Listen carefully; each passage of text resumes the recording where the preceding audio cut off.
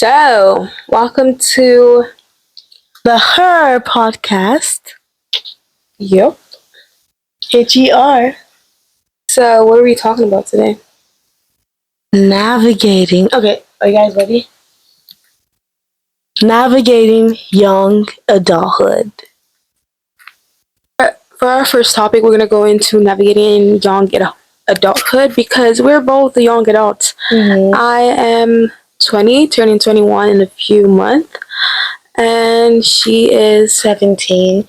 And obviously, she's had a lot of years, in this, age group. And I'm just entering it. So I feel like it's going to be, we can both, speak from the point of view of different kind of young adults. Right. I'm a new young adult and she's like an old one.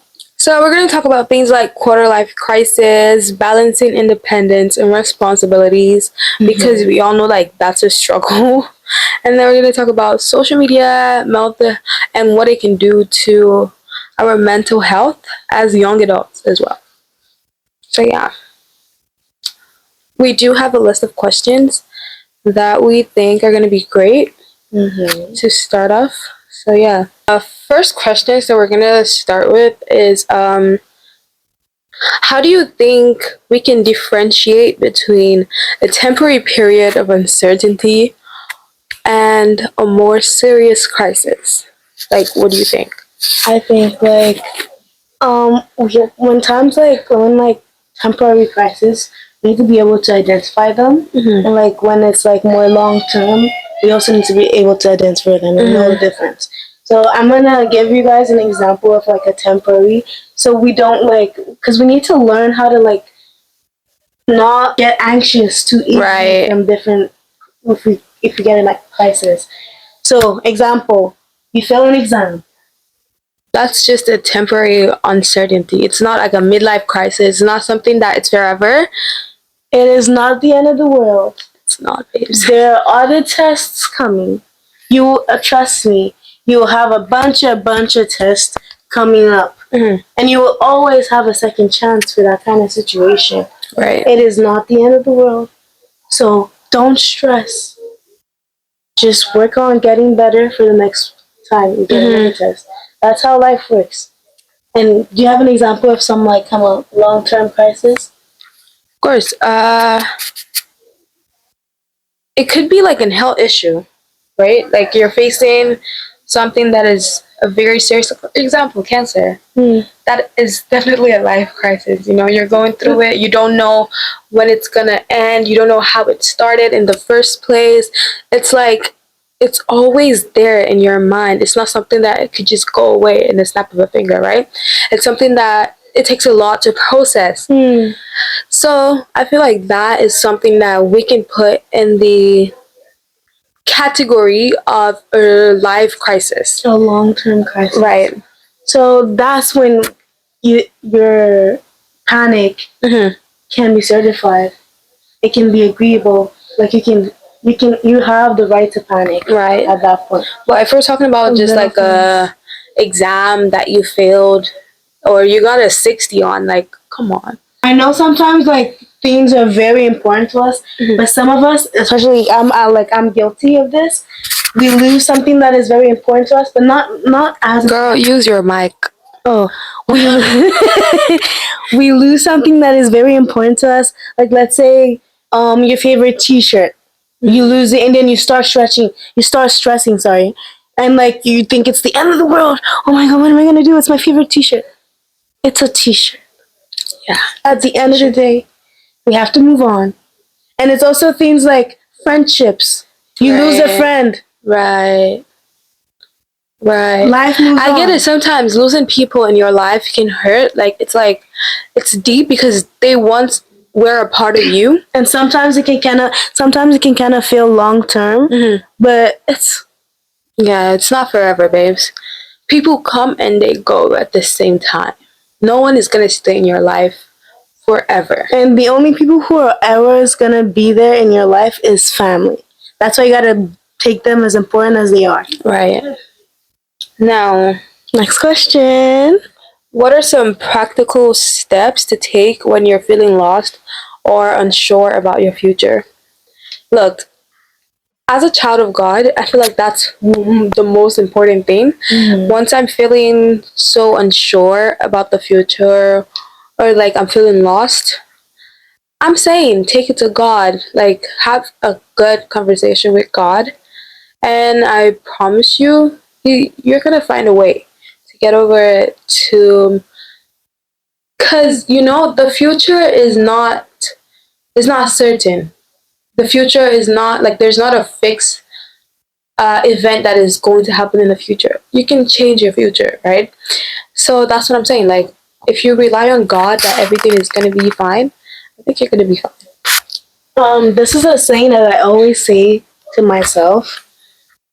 You learn from the past, you live in the present, and you prepare for the future. That's all you need to. That's all you need to know to live life. Yeah. But that's a good quote, though. You forget the past, learn from the past, live in the present, and prepare for the future. That's a good one.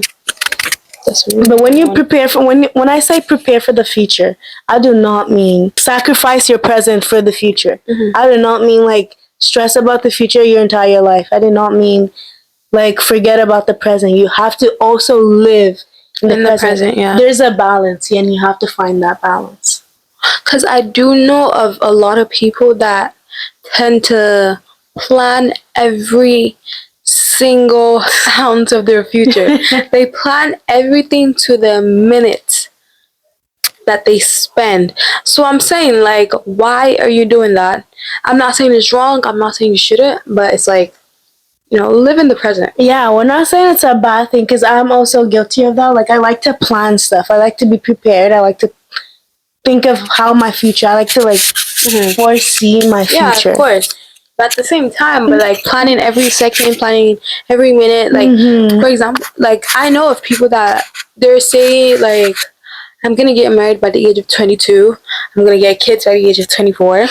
Like things like that. I feel like it's a good thing to have like an idea of what you want in your mind. But at the same time, it's not like 100% that it's gonna happen to you. So as long as you have that mindset, I feel like it's gonna work. But it's just that like if it's not happening, then I'm done. Yeah, exactly. I just wanted to add on to that.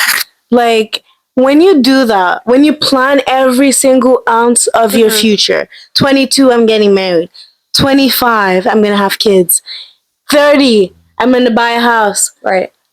If you start doing that, you're putting pressure on yourself to plan it, to make it happen. And it's not always gonna happen, trust me. No, it's not. It's not always gonna happen, like legit. Your future is not in your own hands, it's in God's hands. So that's why you're not in control. This is kind of like adding to the last question. At the same time, it brings up a different topic. How can young adults like ourselves develop a mindset that focuses on growth rather than perfection?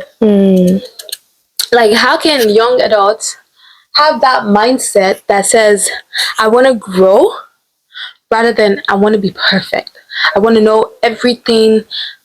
I want everything to be right according to how it's meant to be, rather than having like, how do we grow, basically?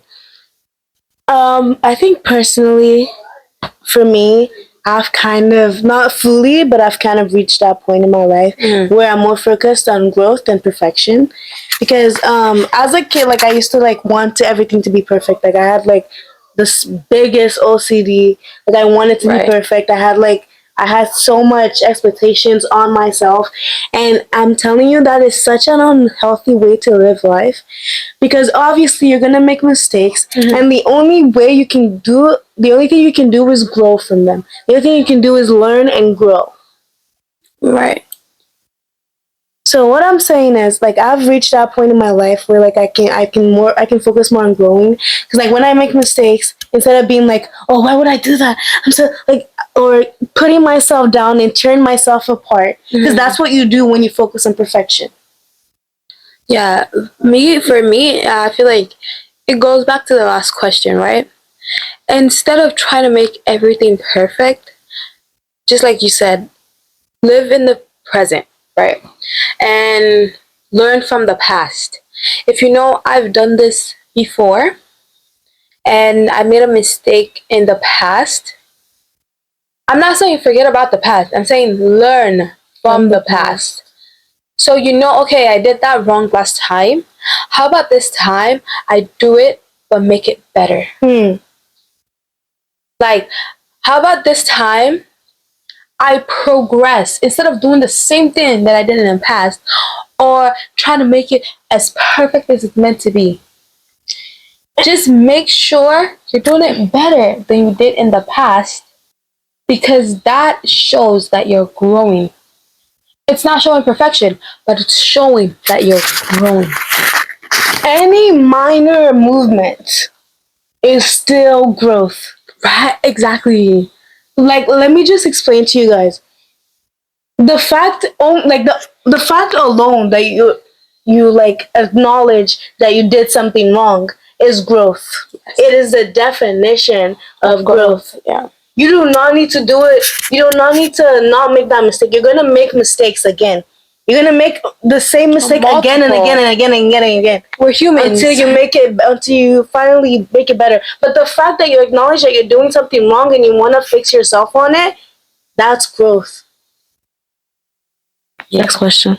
Now we're done talking about like quarter life crisis. Let's move on. Move on to balancing independence and responsibility. So, what are some practical tips for budgeting and managing finances as a young adult? Look, I have a problem with that. We all do. No, like actually, because we actually all do. Because look, I'm just a girl, right? We're just girls. So, what I mean by I have a problem with that is like, once I get money, I spend it. I have trouble saving. And I'm not saying this as like, oh, crucify me. No. It's more like because the struggles I have with saving, because me personally, once any money gets to my hand, the first thing that I spend it on is either food or clothing. And to be honest, I spend a lot of money. I can guarantee you that I spend at least 75% of my income on those two things. So like it's hard, but I feel like saving is a very important part of life. Like I feel like it's something that we all have to do in order to prepare for the future, because we were just talking about this, like preparing for the future also has to do with financially. So I feel like saving is something that we can all benefit from. So yeah. I'm a little younger, so I don't know much about saving. But like I've been taking some classes, and I think most of it has to do like I don't even have a bank account, by the way. But the thing is, like I think most of it have to do with like self control. Me personally, when I don't have a bank account, so I always have like cash. Mm-hmm. So when I do have cash, I spend it on food. Right. I find myself always buying food like every day, and that's how I run out of money. It's a problem that I feel like we all have as human beings. But I do, like I said, saving is something that could help us very much prepare for the future. And yeah. Next question. What are the most common mistakes young adults make when trying to adult, and how can they be avoided? Okay, I can start speaking on this first. First of all, when they start becoming adults, no, teenagers, I feel like as soon as you get to like maybe when you get to high school, you think like, oh wait, you're older now. Maybe like from 15 to 16, 17 and all that. Mm-hmm. Like when you're trying to adult, they misunderstand what adulthood it means. And like for example, when they come into like adulthood, when they're trying to adult, they think that involves drinking, that involves doing going to parties, yeah. That is just like that's not adulthood, babes. Adulthood is taxes. It's credit. Responsibilities. Lots and lots and lots of responsibilities, and they don't understand that. Yeah, I do agree with you. Like me personally, I feel like I relate to that as well. I don't drink, I don't go to parties, but I will say like going into like adulthood, like I feel like the moment I turned 16, like teenage years, I was like, oh my god, I can do whatever I want. But it's not like that. It's not some. And don't get me wrong, adulthood is fun. You can do some fun things when you're an adult, but it also comes with a lot, and a lot of responsibilities. And as long as you're fine with responsibilities, I feel like you'll be fine, you'll be good. They also ask, and how can they be avoided? Because I feel like having that mentality at a young age, like if you're a parent out there, I feel like it's something that kids need to know as well. Like going into that age, it's not all about partying, it's not all about drinking, it's not all about having fun. Like kids need to know that there's responsibilities that come with that age as well. Like it's not all fun and games. There's work to do, babes. There's schooling, there's working, there's bills to be paid. There's so much stuff that if I begin to mention right now, like you might even say I don't want to become an adult. But I am just entering the doors of adulthood. At the red carpet of adulthood. I am entering and I'm telling you, you teenagers, you 15-year-olds, you 13-year-olds, you 14-year-olds, I want you to hold on to that childhood as much as you can. Oh my god. Don't even let go until you're like 21. Like keep. I can't stress that enough. I can't stress that enough. Because these days I see kids on social media, which is what we're about to talk about, and like they're kids that are on social media that want to be adults so bad. Like they think that that's all adulthood is all about. Babes, it's not. Hold on to your childhood. Like that grip should be as strong as the one girl that put gorilla glue on her head. Your grip to your childhood should be as strong as that. And I might be laughing right now, but I'm not even joking. You need to hold on to your childhood, because the moment, like you're hanging off a cliff, moment that you step into adulthood, babes, you're gonna be like, exactly, like you're gonna want to take a step back, but there's like a wall blocking you because it's not possible, babes. There is no going back once you get into adulthood. And like I said, it's not all bad, but you just need to prepare for it. Hold on to your childhood. Play with your friends. Go to the park. Play with sand. Whatever it is that kids do these days, please do it. Other than like the things that I said, you know what? Never mind. Like those 10-year-olds going to Sephora and like what happened? Yeah, I mean, yeah, that's crazy. Actually, 10-year-old going to Sephora is actually wild. Cause what are you doing at Sephora, babe? For real, like what are y'all doing? I don't go to Sephora. But like I said, we don't judge. So if your parent is allowing you and giving you the money to go to Sephora, do you? Social media and what it does to the mental health. Don't we love social media? Social media is like the best friend that everybody wants but doesn't need. Like actually. Okay. So okay, first question. In what way does social media contribute to feelings of inadequacy or anxiety in young adults? See, this is a very deep question because I feel like social media can create a lot of not just even anxiety, but like insecurities, um, not having enough confidence. Social media has a huge impact on young adults when it comes to those topics.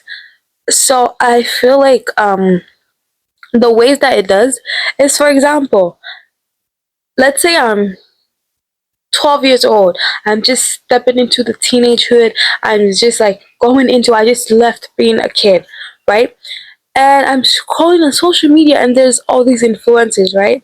That portray their life being so perfect, their skin being so perfect, their face, everything. Like those, most influencers these days, they do Botox surgeries to make their face look like that. But as the 12-year-old that I am, I don't know that. So in my mind, I'm like, crap, I want to look like her. Crap, why don't I look like her? I think Like, things like that affects the mental health of kids, which is an issue that needs to be resolved. But at the same time, we're in the 21st century, so I don't know. I think social media like builds a lot of false beauty standards, Very much so. and that's what builds insecurities within like kids, Mhm. teenagers, and young adults. Mhm. Even some adults actually like. Right. It does do a lot to adults. Like, for example, I'm an adult and I scroll on social media and I see like people my age, and they're like driving in their Lamborghinis, living in these luxury houses. And in my mind, I'm like, what are they doing that I'm not? Mm. What are they doing that I can't? And I'm busy here with my 9 to 5, like, and they're out there making sense of and making a Just lot by of money. taking a little video Why in can't their I house. do that? Like, You know? But the thing is, what you see on social media is not always what it seems. It's never what it seems. It's not always what it seems. And people need to realize that. And that's why sometimes people need to detox from social media. Take that time. Mhm. Take that like 1 week out of social media. I'm not posting, I'm not telling you guys what to do with your lives. I'm not saying I'm just like Just advice, just our personal advice. And also, like, I feel like personally, uh, we're also not saying that social media is totally bad. It's like the worst thing that could ever happen to this generation. No.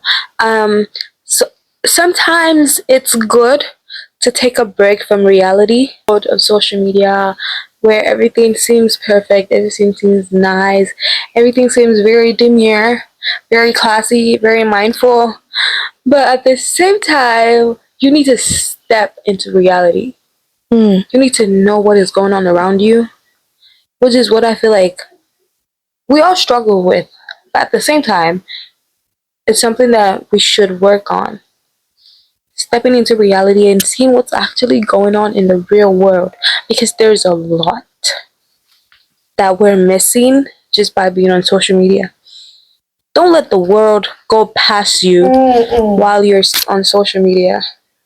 I also want to highlight a point because like I see like we're letting social media take a lot out of our lives. Right. Like I see friends hanging out like at like a restaurant and they're all on their phones, scrolling through social media instead of actually making conversation with one another.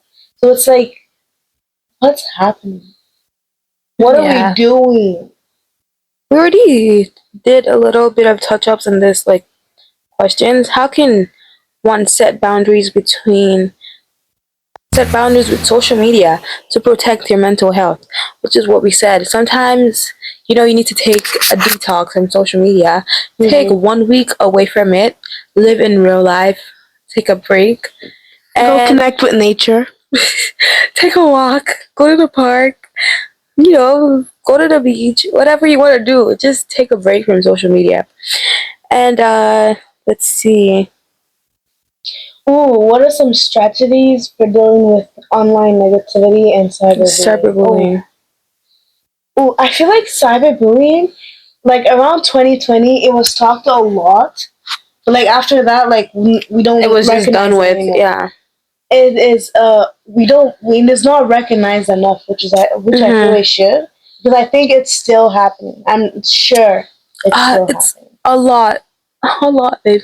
And look, I will say this: we don't experience cyberbullying because we don't have a huge social media presence, right? Mhm. But I feel like for the same influences that we've been talking about, like the influences, the celebrities that we see of this generation, oh my god, I can't stress enough how much they've suffered from cyberbullying. How much hate? I mean, they get death threats. Like I hear of that kind of thing happening. How? I think if you're the kind of person who sends death threats to someone you don't know and you only see in social media, I think you have something seriously wrong with you. And I'm just speaking out of my mind because how do you type out death threats to someone you don't even know? Right. I feel like sending death threats to people is doesn't only What are you doing show with how your bad life? you are or how negative you are, but also how much impact that does to your. Because how are you, a human being, sending another human being that you don't even know death threats? Make it make sense. But the question was, how do we advise people to deal with it, like cyberbullying? I think personally, I know, like a lot of people say this, like, oh, just turn off your phone. Oh, just get off social media. I know, like that's what people say, but it could potentially be a solution to something like that. I know it can actually advance to real life if you're actually getting death threats and people are actually know where you live and all that kind of stuff. But sometimes we should take a detox from social media. Like if you're getting that much hate, if you're getting that much negativity, take some time for yourself and get rid of it. People say like it's easy enough to do it, that's why it's wrong, but it could potentially be a solution to cyberbullying. Like just get off social media. I'm not saying like, do you know what I mean? Like, Yeah, I do get it. But at the same time, I feel like I have a different opinion because, like I'm saying, like influencers, they make their living off of social media. So it's just like work. Just because you're having troubles at work doesn't mean you should quit your job. So, like, if you're making a living off of social media and you're experiencing cyberbullying and you're getting death threats, it's not something that you can just like snap your finger and leave because you're making a living off of it. That's how you're paying your bills. That's how you're paying your things like that, right? So, I don't know. Question. I think most times when something's going on. I think most times when people get hate and when they get cyberbullied is mostly over looks or mostly over like to damage your self confidence. So I think if you have that satisfaction within yourself and that mentality, and like if you have to build it brick by brick. You have to build that kind of like you feel not too much, but overly confidence in yourself that not a random stranger online cannot break it down. Exactly. Okay, that's true. You need to build it. That's what you need to do. If you're gonna be on social media, you shouldn't care about what people have to say. Well, you sometimes, if as a influencer, you have to care, but there's like a limit to that. exactly. Like what I mean by there's a limit to that is if you're getting death threats, like of course you're gonna care because your life is on the line in this situation. But if it's something that people are like making fun of your looks or like they're just like saying, "Oh my god, look at her face," like if you have enough confidence, that is not gonna bother you. So yeah, and I feel like it's also something that social media itself should take care of, like Instagram. Like there should be like a filter for stuff like this in comment sections or like videos in general. Yeah. Like if get rid of all those negative Right. comments. So It should be. We should make it like the governments are not the people in charge of all this are not taking care of us enough. Like they should impute some kind of system to be able to get rid of all those things and to make sure it's a safe space for everyone right. to be able to spread their creativity, to be able to like explore, like go on their explore page and not have to deal with that much negativity. Because at the end of the day, we're the ones on it. We're the ones building that like platform for like apps like TikTok and Instagram to be able to like expand. We're the ones on it. So it should be a safe space for us. So they need to do something. We need to do something. Basically what I'm saying. Yeah. So one last question before we end this is how can we create a more positive and authentic online presence? Like how can your online presence be authentic and positive?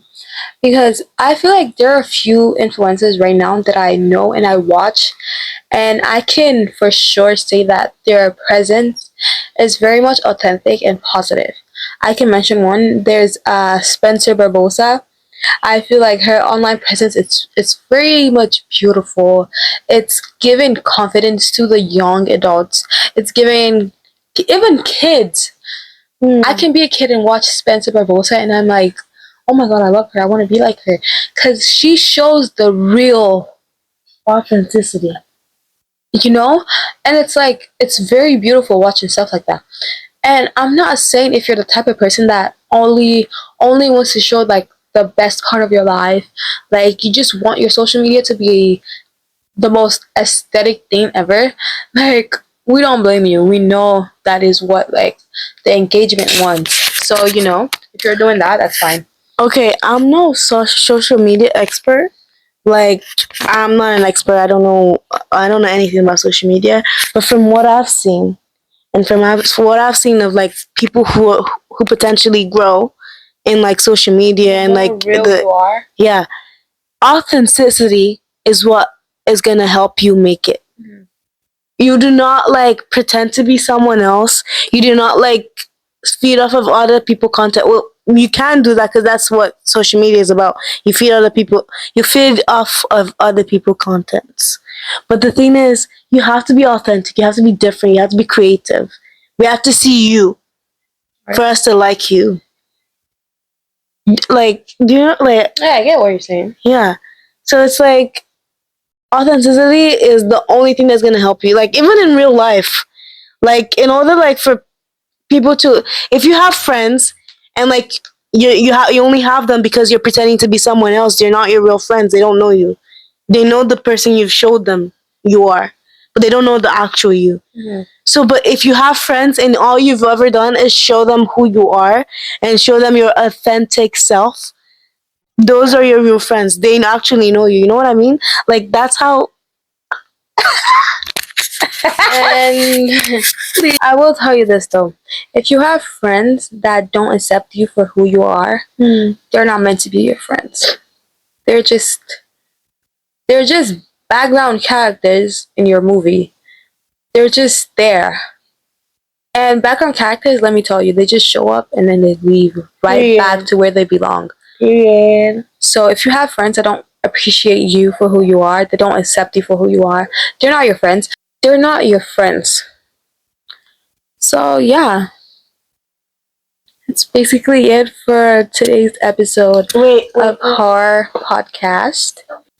So that is it for the first episode of Horror Podcast. I would also like to say the Horror Podcast is sponsored by Refabro Enterprise. Yes. And which is also the top she's wearing. And the pants too. So we're gonna put a little bit of montage to show you guys what the products that they have. So yeah, if you're interested, and this is a brand based on clothes and outfits for tall girlies like myself, because I'm 6'1", and like if you struggle with finding pants that are long enough for you or sleeves that are long enough for you, this is the brand for you. So make sure you go check them out. Write down in the description below. And see you guys in the next one. Bye. Bye.